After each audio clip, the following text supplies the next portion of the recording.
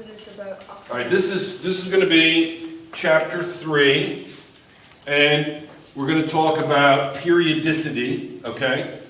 We're going to talk a little bit about periodicity. And the last section on colors and structures and the D shell and things of that nature, we're going to have that to Mr. Professor in the back. Mr. Professor, higher level, is going to teach us that, okay? All right, so we'll wait on that. But what other questions do we have on periodicity? Yes? What is oxidation really? What is what? Oxidation. What is oxidation? What's the concept of oxidation? Well, you have two things if you really want to know. You have something called oxidation and something called reduction. Okay? Oxidation and reduction. And I know what you're going to say, but hold your questions. Oxidation and reduction. Oxidation is when you lose electrons.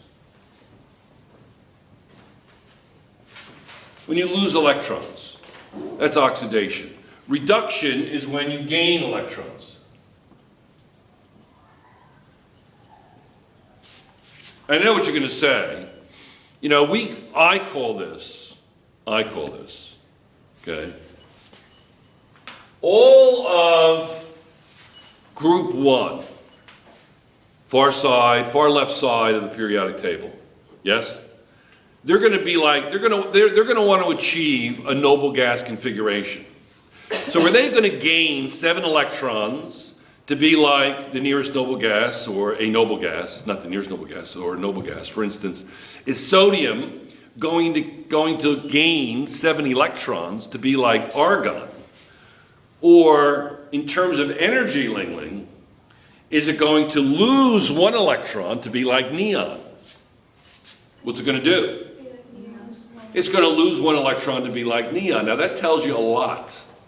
First of all, how many protons does sodium have before and after it loses that electron? Before it has 11 and afterwards it has 10. Did I say electrons or protons? Protons. It has protons. It has 11 protons the entire time. It has 11 electrons the entire time. Why? Why is that significant? Because proton is like, proton identified the elements. And why is it important? I know that, thank you for the definition, Porcium, and that's important, but why is that definition important? In other words, she said that the number of protons actually defines the element. All right, go ahead, Lauren. Because if it gains electrons, then the other ones are pulled even closer because there's Because in the ground state, that's actually absolutely correct. You're absolutely not wrong. That's absolutely correct. But let's finish the answer. That's part of it. That's part of it.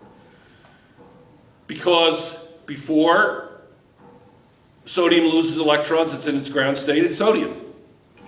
After it loses the electrons and becomes like a noble gas, it's still sodium. I said it becomes a noble gas. It becomes like a noble gas. It doesn't become a noble gas. It becomes like a noble gas. Does it become an isotope? No, it doesn't become an isotope. Isotopes are based on, and you're going to have to know this. What's the definition of an isotope? Hint, hint, hint. Yes? An isotope is how many of a certain kind of atom there is, and how many of a certain other kind of. It is like the 37 chlorine and the 35 chlorine. And Okay, but instead of what you're doing is you're not giving a definition, or you're giving a definition which is, may I speak freely? You're giving a definition that sounds like gobbledygook, but then you're giving an example which is correct. So you've got to give me a definition that I can go on. Give me your definition that you can go on. Like, how would you define it in 1 sentence or less? You've got to be able to do this. You got to be able to write. Write means what? What does it mean to write? You are a writer. What does it mean? It means to take what's in here and put it on paper. If you can do it verbally, you can, and you know how to write, and you know the letters of the alphabet, you can write. If I learn how to speak Khmer, did I say that correctly? If I learn how to say Khmer, which is the language of Cambodia, that's fine. But how many letters are in the Khmer alphabet? Like 70? Is that right? 70 symbols? Some enormous number of symbols, correct? So that doesn't mean I can write it. But if you know the symbols, if you know English, you got to put here, and you can speak it, you're going to be able to write it. So you got to be able to put it in words. You got to be able to articulate. Lauren? It's the mass number of the atom taking into account the different amounts of the ions and... No. Yeah, it's a variation of elements like protons in. No. It's the same elements with different mass number. Better. It has the same number of protons and electrons, but different numbers of neutrons. Okay, better. Is a variation of the same element, isn't it? Based on the number of what? Neutrons. That's all it is. Isn't that easy? That's less than a sentence, isn't it? It's a variation of the same element based on the number of neutrons. I know, I've been doing this for 38 years. I know what you're saying. Yeah, easy for you to say, right? Okay, I say that to everybody who speaks Khmer to me. Easy for you to say. Isn't that a good definition? I think it's a great definition. It's just it's a variation of the same element based on, now you can put some what? You can put some examples, yes. Is isotopes in chapter 3 or chapter 2? Chapter 2. Chapter 2, okay, so that's a little bit, are we going back to chapter 2 here a little bit? Yes? So shall we continue with chapter 2? A little bit, this is a good review, yeah? Yeah, but there's like more in chapter 3 that's. So this is, we'll say 2 and 3? Yeah. Okay. Don't forget, you have to be able to calculate a fake atomic mass given data. What's atomic mass on the periodic table? Like, why isn't it hydrogen is 1 proton? Hydrogen is 1. Why doesn't it say 1 on the periodic table? Because neutrons also have mass, and the different isotopes differ, so the mass number is the average between them. Among them. Yes. 3 isotopes. But it's really, tritium is a fake isotope. But in case there's more than one, you could say between or among them. Okay. So, it's neither here nor there. But, yes. It's simply a average of all the isotopes of that element based on percent abundance in the environment. I have 3 isotopes of carbon. Carbon 12, carbon 13, and carbon 14. That's 4 isotopes. No, I said carbon 6, but I made a mistake. Carbon 12 has a mass of 12. I was thinking carbon has a proton, 6 protons, so carbon 6, but it's not. When you say carbon 6, hydrogen 1, hydrogen 2, hydrogen 3, the number after the name of the element is the mass number. Oh, okay. Yeah, not the atomic number. Okay? So you've got to be able to do that. All right? Give me something. We've got 5 minutes. Let's make this worthwhile relative to chapter 3. Okay? Oh, you asked me about oxidation number. Yes. You asked me about oxidation number. Well, oxidation is losing electrons, reduction is gaining electrons. So in a sense, sodium loses 1 electron. So does all of group 1, right? Group 2 is going to lose 2 electrons. Group 13 is going to lose 3 electrons. Group 4 is going to either lose 4 or gain 4, right? Group 14, group 15 is going to gain 3. Group 16 is going to gain 2. Remember, they're looking at the nearest noble gas relative to efficiency, gain or lose. How many are you losing or gaining? Group 16 is going to gain 2. Group 17 is going to gain 1, etc. That's it, right? So those are numbers. So when it's going to gain electrons, it's kind of being reduced in a sense, but not. It's a long story. I will review that element of it when I do the review. We'll talk about it next week. Okay? But those are called, I call them, what are they called in the book? I call them oxidation numbers.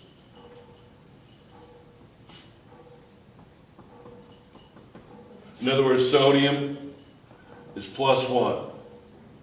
Is it magnesium? +2. Aluminum +3. Is it silicon? I think it's plus minus plus. Right? Yeah. And then it's phosphorus. And then what's next? Sulfur. Is this right? You guys looking? You guys help me out here? And then what's next? Chlorine -1. Let's make sure this is all on the, yes. Okay, so I call these oxidation numbers. Tell me what these are called in the book. What do they call them? I'm pretty sure they're oxidation number. They call them oxidation numbers. Look up oxidation number in the index.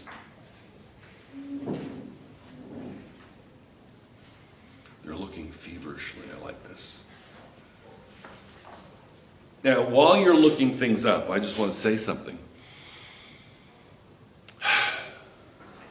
Don't memorize your notes. Make connections among the concepts in your notes so that when I say to you a concept or a concept appears on your test, when I say that concept, you automatically think of 5 or 6 different concepts. And that group of concepts that you think of, those connections that you think of, are going to be amazing because they're going to help you understand the concept that you first come across. And then be able to articulate, be able to go from thoughts to words. You know, talk to yourself quietly. And then write things down. Yes? You get it? Okay. So what's it called? Oxidation number? Yeah. Yeah, they're called oxidation numbers. Even though it's being reduced, but reduction, it's a little bit of a problem. Okay, reduction, whatever. But we'll straighten that up next week. Okay, so that's it for today. Is there anything else I can talk about? We have like a minute. Anything else about the periodicity? Is there something, you said that I have a lot to go over, Porcium? Like what else? Did we finish electron affinity lesson? We finished electron affinity. Electron affinity is kind of like a negative energy in a sense. Anybody want to tell me what electron affinity is? First of all, you take the atoms and you put them in the gaseous state. And then you flood it with electrons, and what happens? What kind of ions do you make? Gaseous ions. You make gaseous ions, but what kind of ions? What kind of ions? Negative gaseous? You make, yeah, but what I feel like dentists pulling teeth, okay. What kind of ions, negative ions? What are they called? What are negative ions? Cat anions? Not cat ions, dog ions. No, not dog ions. Anions, okay? Cat ions are positively charged. Anions are negatively charged. So you're making anions. Why are the electron affinities in the negative region? What is that all about?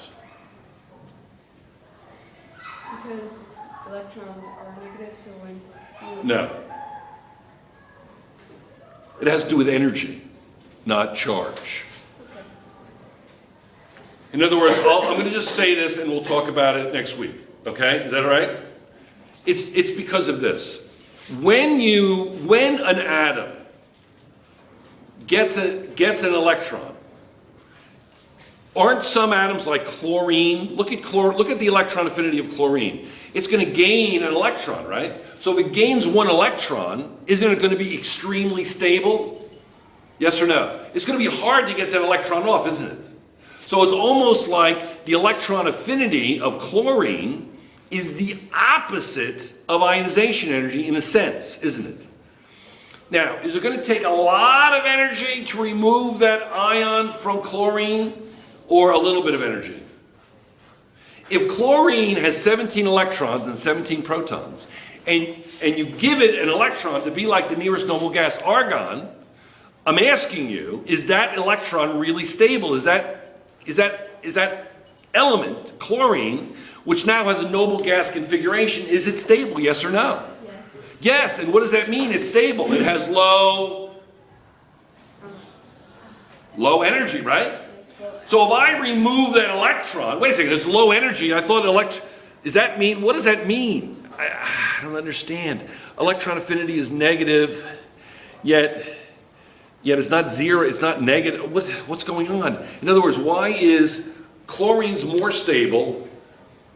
I put an electron there, and its energies are negative. What does that mean? What does that mean? What does that mean? It's negative. well, chlorine means that the ionization temperature is going to be very high. Yeah, that electron, to remove that electron is going to be very high, the ionization energy. So if I put that electron into chlorine, is the energy, it's always, look, this is always, you ready? You ready? Energy is always final energy minus initial energy equals change of energy. Always, always, always, always. Always, always, always. It's always final minus initial. Final enthalpy, initial enthalpy. Final velocity, initial velocity. Final acceleration, initial acceleration. Final temperature, initial temperature. Final entropy, initial entropy. It's all final minus initial. So is the final energy low or high for the chlorine ion that I shot these electrons into?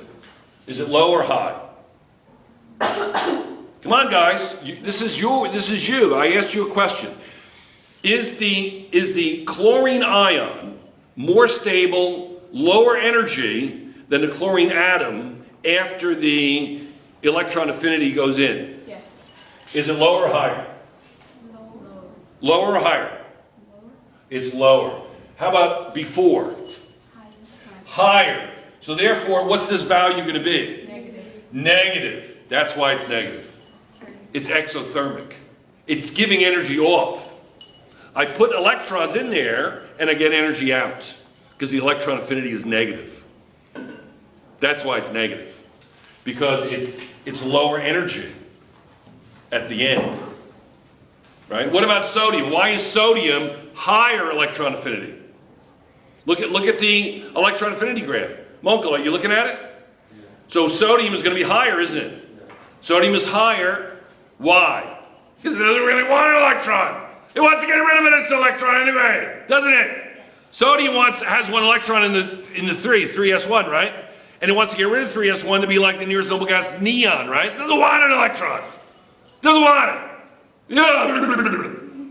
Yes or no? Yes. What's the difference? Hint, hint, hint. Test. Bing, bing, bing, bing, bing. Dive. What is the relationship between the first electron you put into oxygen to make it a -1 and the second electron you put into oxygen, which makes it a -2 relative to electron affinity? Don't answer that. See you next week.